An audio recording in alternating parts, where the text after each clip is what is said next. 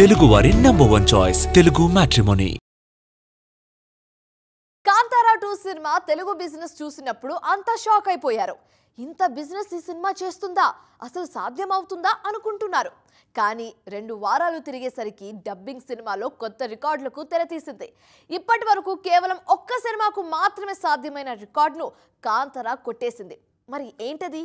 గతంతో పోలిస్తే ఈ మధ్య డబ్బింగ్ సినిమాల హవా కాస్త తగ్గింది. మొన్నొచ్చిన కూలీ కూడా యావరేజ్ దగ్గరే ఆగిపోయింది.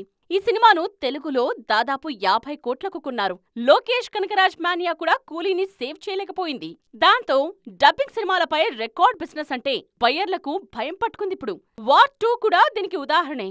వార్ 2, కూలీ రెండూ డబ్బింగ్ సినిమాలే. రెండిటికే రికార్డ్ బిజినెస్ చేశారు. కానీ రెండూ నిరాశపరిచాయి. ఈ సమయంలో వచ్చిన కాంతారా చాప్టర్ 1 తెలుగు కలెక్షన్స్ అందర్నీ ఆశ్చర్యంలో ముంచెత్తాయి. కాస్త తక్కువ హైప్తోనే వచ్చిన ఈ చిత్రం 2 వారాల్లోనే తెలుగు రాష్ట్రాల్లో 100 కోట్ల గ్రాస్ అందుకుంది. KGF 2 తరువాత ఈ ఫీట్ చేసిన 2వ అనువాద చిత్రం ఇది.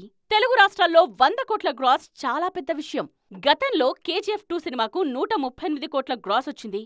ఆ తరువాత కూలీ 85 కోట్లు, జైలర్ 83 కోట్లు, 2.0 సినిమాకు 80 కోట్లు, యానిమల్ సినిమాకు 72 కోట్లు, జవాన్ 60 కోట్లు గ్రాస్ వసూలు చేశాయి. ఇక శివకార్తికేయన్ అమరన్ సినిమాకు 53 కోట్లొస్తే కాంతారాకు 50 కోట్లొచ్చాయి. ఇప్పుడు కాంతారా చాప్టర్ 1 ఏకంగా 100 కోట్ల గ్రాస్ దాటేసింది. తెలుగువారి #1 చాయిస్ తెలుగు మ్యాట్రిమోనీ.